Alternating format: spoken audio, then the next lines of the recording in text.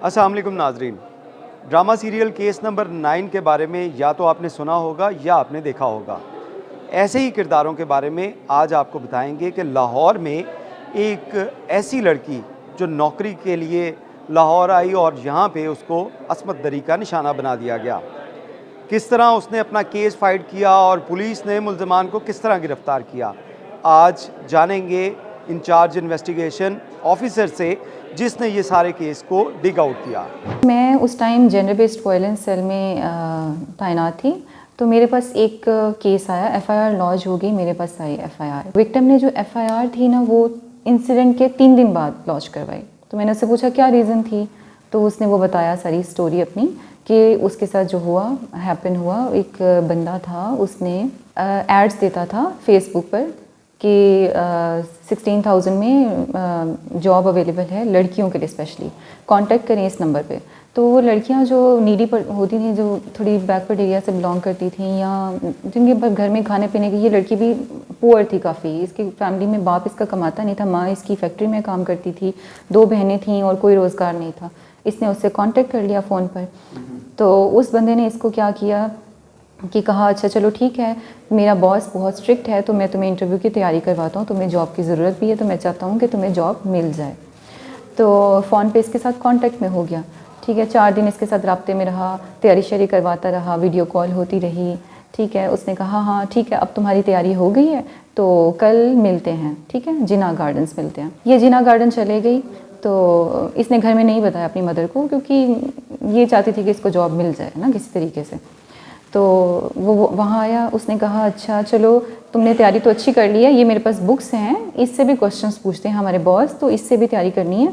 तो मैंने ये होटल में रूम बुक करवाया हुआ है, तो मैं पहले भी यहाँ पे तैयारी करवाता हूँ सबसे, क्योंकि मैं आउट ऑफ सिटी से होता हूँ, तो मैं रहता ही इसी रूम में हूँ, तो चलो वहाँ जाके तैयारी करते हैं। वो लड़की थी मासूम, चलेगी उसके साथ। वहाँ उसको ले गया, वहाँ ले जाके उसके साथ उसको पहले तो डराया गन पॉइंट पर, ठीक है, उसकी वीडियो बनाई, उसके साथ किया, ठीक है। करने के बाद उसको ले आया, वहीं पे जिना गार्डन में छोड़कर चला गया और उसको कहा कि ठीक है तुम डरो नहीं, कल मैं तुम्हें अपने बॉस के पास ले जाऊंगा। परेशान हो गई, परेशान क्यों, मतलब उसके साथ जो हुआ वो एक्सपेक्ट नहीं करी थी कि उसके साथ ऐसा होगा।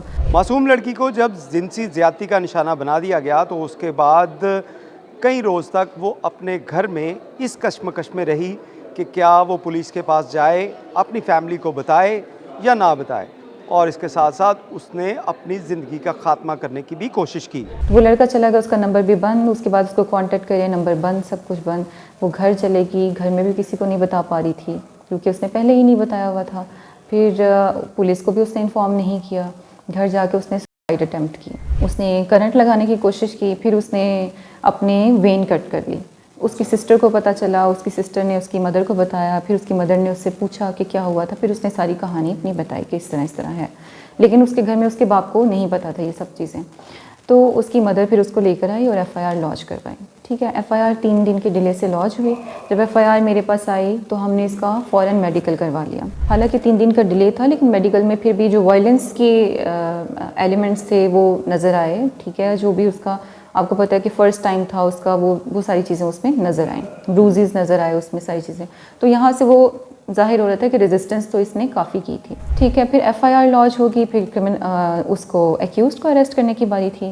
खैर उसका नंबर हमने ट्रेस आउट करने की कोशिश की, नंबर उसके बंद थे। तो फिर हमने उसके व्हाट्सएप को ट्रेस आउट किया, उसकी लोकेशन निकली, झंग गए, रेड किया वहाँ से, वहाँ पे वो नहीं मिला, क्योंकि वो आदी मुजरिम था, वो घर में नहीं रहता था।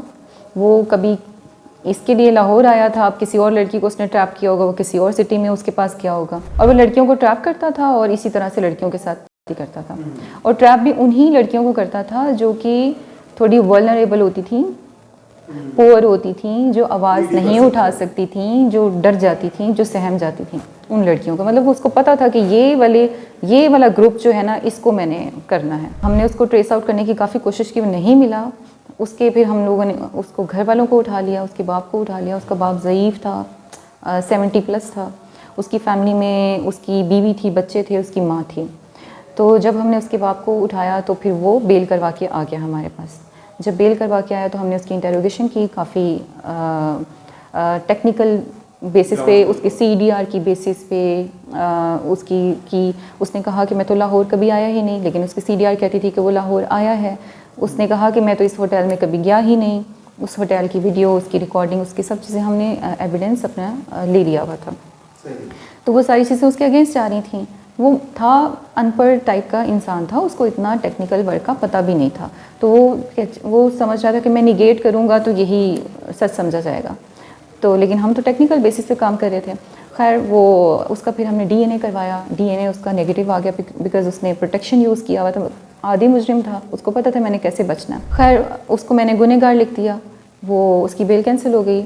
वो भाग गया कहाँ? वो बलूचिस्तान चला गया। उसने सारे नंबर्स, उसने व्हाट्सएप सब कुछ बंद कर दिया। वो बलूचिस्तान चला गया। मैंने उसका नंबर जो था ना ट्रैकिंग पे लगवाया हुआ था कि जब भी वो नंबर ऑन करेगा उसका नंबर ट्रैक हो जाएगा। ठीक है।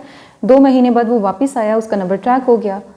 तो हमें पता चला कि वो यहाँ पे है, झंग में आ गया है, अपने माँ बाप के पास आया हुआ है। मैंने अपनी टीम रेडी की। फिर हमने पहले उसको 3 दिन लोकेट किया कि वो उसकी लोकेशन चेंज तो नहीं हो रही है। फिर हमने अपने जो भी हायर अप्स के साथ भी कोऑर्डिनेट किया, उनकी DPO से भी बात की।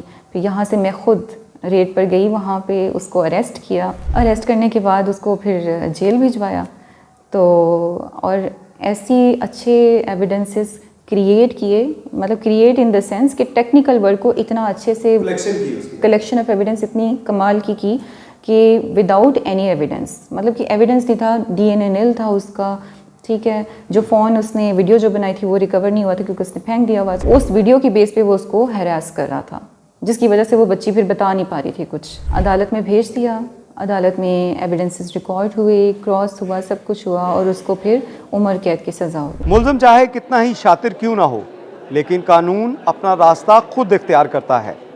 पुलिस की जानिब से एविडेंस कलेक्शन की गई और उसके बाद मुल्ज़िम को करार वाकई सज़ा मिल चुकी है।